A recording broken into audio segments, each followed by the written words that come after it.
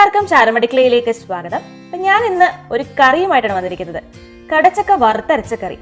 അപ്പോൾ ഇത് പല രീതിയിൽ ഞങ്ങൾ വെക്കാറുണ്ട്. അതിൽ ഏറ്റവും സിമ്പിൾ ആയിട്ടുള്ള രീതിയാണ് ഇന്ന് കാണിച്ചു തരാൻ പോകുന്നത്. അപ്പോൾ നിങ്ങൾക്ക് പെട്ടെന്ന് വെക്കണമെന്നുണ്ടെങ്കിൽ ഈ റെസിപ്പി ഫോളോ ചെയ്താൽ മതിയാവും. അപ്പോൾ നമുക്ക് എങ്ങനെ ഉണ്ടാക്കുന്നത് നോക്കാം. അപ്പോൾ അതിന് മുമ്പായിട്ട് ആദ്യമായിട്ട് എൻ്റെ ചാനൽ ആരെങ്കിലും കാണുന്നുണ്ടെങ്കിൽ ഒന്ന് സബ്സ്ക്രൈബ് ചെയ്യാൻ മറക്കരുത്. അപ്പോൾ അതിൻ്റെ തൊട്ടടുത്തൊരു ബെല്ലൈക്കൺ വരും, അപ്പോൾ അതും കൂടെ ഒന്ന് പ്രസ് ചെയ്ത് കൊടുക്കുക. അപ്പോൾ അതുപോലെ തന്നെ നിങ്ങളുടെ ഫ്രണ്ട്സിനും റിലേറ്റീവ്സിനൊക്കെ ഒന്ന് ഷെയർ ചെയ്ത് കൊടുക്കുക. അങ്ങനെയാണെങ്കിൽ മാത്രമല്ല ഇങ്ങനൊരു പുതിയ ചാനൽ ഉണ്ടെന്നും അപ്പോൾ എൻ്റെ റെസിപ്പീസ് അവർക്കൊക്കെ ഒന്ന് പരിചയപ്പെടുത്തി കൊടുക്കാനും പറ്റുള്ളൂ. അപ്പോൾ നമ്മുടെ കറി എങ്ങനെ ഉണ്ടാക്കുന്നത് നോക്കാം. ഞാനിന്നൊരു ചെറിയ കടച്ചക്കയാണ് എടുത്തിരിക്കുന്നത്. അതിനാവശ്യമായിട്ടുള്ള സാധനങ്ങളാണ് പറയാൻ പോകുന്നത്. അപ്പം നമുക്ക് ആവശ്യമായിട്ട് ഒരു 1/4 ടീസ്പൂണോളം മഞ്ഞൾപ്പൊടി, 1/4 ടീസ്പൂണോളം മുളക് പൊടി, 2 ടീസ്പൂണോളം മല്ലിപ്പൊടി. പിന്നെ ഇത് വറുത്തരയ്ക്കുന്നതിന് നമുക്ക് ആവശ്യമായിട്ട് ഒരു 1/4 കപ്പോളം തേങ്ങ എടുത്തിട്ടുണ്ട്. അതുപോലെ തന്നെ ഒരു 5 ചെറിയുള്ളി, 2 വെളുത്തുള്ളി, ഒരു കുഞ്ഞു കഷ്ണം ഇഞ്ചി, കുറച്ച് കറിവേപ്പിലയും, ഇത്രയും ചേർത്താണ് നമ്മൾ വറുത്തരയ്ക്കാൻ പോകുന്നത്.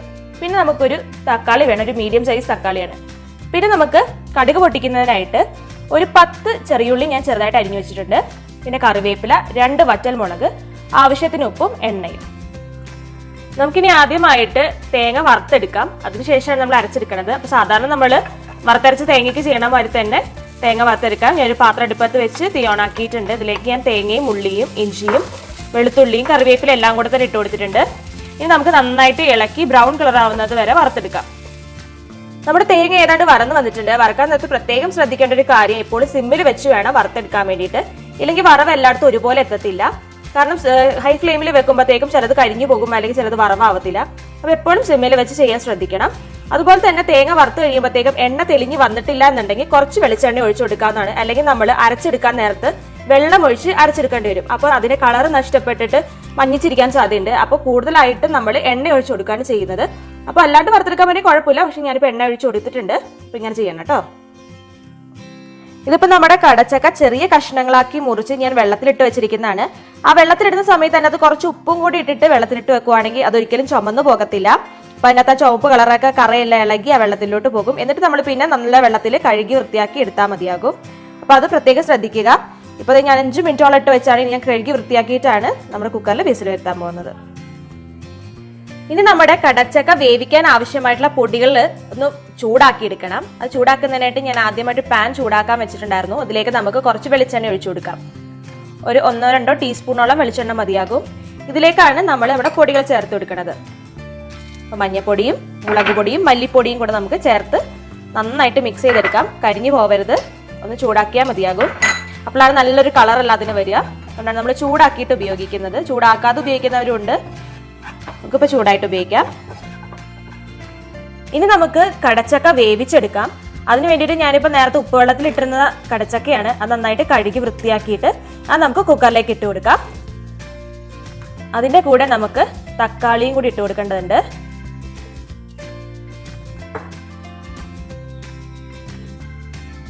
ഇതിനകത്തേക്ക് നമ്മളിപ്പോൾ ചൂടാക്കി വെച്ചിരുന്ന മുളകിന്റെ ഒക്കെ മിക്സ് ഉണ്ടല്ലോ, അതും കൂടി ഇതിനകത്തേക്ക് ചേർത്ത് കൊടുക്കണം.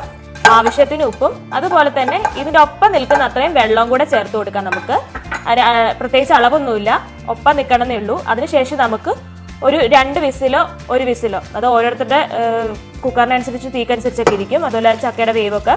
അപ്പോൾ 1-2 വിസിൽ മതിയോ, അപ്പോഴത്തേക്ക് നന്നായിട്ട് തന്നെ വെന്ത് വരും. അപ്പോൾ നമുക്കിനി നന്നായിട്ട് ഇളക്കി യോജിപ്പിച്ച ശേഷം ഒന്ന് വിസിൽ വരുത്താം. ഇതിപ്പോൾ നമ്മുടെ കടച്ചക്ക നന്നായി വെന്ത് വന്നിട്ടുണ്ട്. ഏകദേശം 2 വിസിൽ എടുത്തു. എന്നിട്ട് ഞാൻ അടച്ചു തന്നെ വെച്ചിരുന്നു, എയർ കളഞ്ഞില്ല. എന്നിട്ട് ഇപ്പോൾ അതിന് ശേഷം ഞാൻ തുറന്നു നോക്കിയപ്പോൾ കറക്റ്റ് വേവായിരുന്നു. ഇനി നമുക്ക് നമ്മുടെ കടുക് പൊട്ടിച്ചെടുക്കാം. അതിനുവേണ്ടി ഞാൻ ഒരു പാൻ അടുപ്പത്ത് വെച്ചിട്ടുണ്ട്. ഇതിലേക്ക് നമുക്ക് എണ്ണ ഒഴിച്ചു കൊടുക്കാം.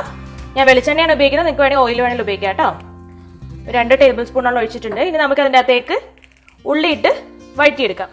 കടുക് പൊട്ടിക്കുന്നില്ല, നമ്മൾ സാധാരണ വറുത്തരച്ച കറികൾക്കൊന്നും കടുക് പൊട്ടിക്കാറില്ല. അപ്പം നമ്മൾ കടുക് പൊട്ടിക്കുന്നില്ല. അതിന് പകരമായിട്ട് നമ്മൾ എടുത്തു വെച്ചിരുന്ന ചെറിയുള്ളി നമുക്കൊന്ന് മൂപ്പിച്ചെടുക്കാം. മൂത്ത് വരുമ്പോഴത്തേക്ക് അതിൻ്റെ അകത്തേക്ക് വറ്റൽമുളകും കറിവേപ്പിലയും കൂടെ നമുക്ക് ചേർത്ത് കൊടുക്കാവുന്നതാണ്. ഇതിപ്പോൾ ഉള്ളി വഴണ്ട് തുടങ്ങിയിട്ടുണ്ട്. നമുക്ക് അതിൻ്റെ അകത്തേക്ക് വറ്റൽമുളകും കറിവേപ്പിലയും ചേർത്ത് കൊടുക്കാം. ഇത് നന്നായിട്ട് മൂത്ത് വന്നതിന് ശേഷമാണ് നമ്മുടെ കടച്ചക്കേൻ്റെ ഒക്കെ മിക്സ് ഇതിൻ്റെ അകത്തേക്ക് ചേർത്ത് കൊടുക്കാം.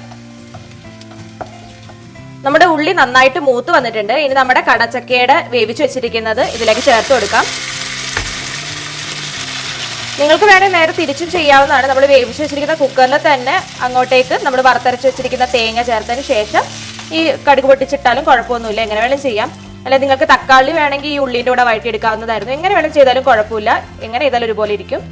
ഇനി നമുക്ക് ഇതിൻ്റെ അകത്തേക്ക് നമ്മുടെ വറുത്തരച്ച് തേങ്ങയും കൂടെ ചേർത്ത് കൊടുക്കാം. എന്നിട്ട് നന്നായിട്ട് മിക്സ് ചെയ്യാം.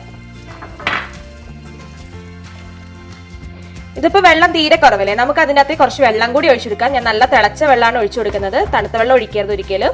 ഇനി നന്നായിട്ട് നമുക്ക് മിക്സ് ചെയ്ത് യോജിപ്പിച്ചെടുക്കാം. നമ്മുടെ ഈ സെയിം റെസിപ്പി വേണമെങ്കിൽ പച്ചത്തേങ്ങ അരച്ചും ചെയ്യാവുന്നതാണ്.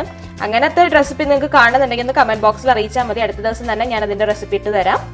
അപ്പോൾ നമുക്ക് ഇതിനെ നന്നായിട്ട് തിളയ്ക്കുന്ന വരെ ഒന്ന് വെയിറ്റ് ചെയ്യാം.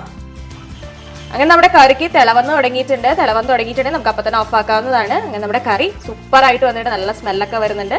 അപ്പോൾ നിങ്ങൾ തീർച്ചയായിട്ടും ചെയ്ത് നോക്കണം, നല്ല എളുപ്പമല്ലേ ഉണ്ടാക്കാൻ വേണ്ടിയിട്ട്. അങ്ങനെ നമ്മുടെ കിടിലനായിട്ടുള്ള കടച്ചക്ക വറുത്തരച്ച കറി റെഡി ആയിട്ടുണ്ട്. ഇപ്പൊ കടച്ചക്കന്റെ സീസൺ അല്ലേ, അപ്പൊ വേഗം തന്നെ വാങ്ങിയിട്ട് ഉണ്ടാക്കി നോക്കണം. എന്നിട്ട് ഉണ്ടാക്കി നോക്കിയിട്ട് നിങ്ങളുടെ അഭിപ്രായങ്ങളൊന്ന് കമന്റ്സിൽ അറിയിക്കുകയും വേണം കേട്ടോ. അപ്പൊ നിങ്ങൾക്ക് എന്റെ വീഡിയോസ് ഇഷ്ടമാവുന്നുണ്ടെങ്കിൽ ഒന്ന് ലൈക്ക് ചെയ്യാൻ മറക്കരുത്, അതുപോലെ തന്നെ ഷെയർ ചെയ്യാനും മറക്കരുത് കേട്ടോ. അപ്പോൾ ഇനി അടുത്ത ദിവസം ഞാൻ പുതിയൊരു ഡിഷുമായിട്ട് വരാം. അതുവരെ എല്ലാവർക്കും ബൈ ബൈ.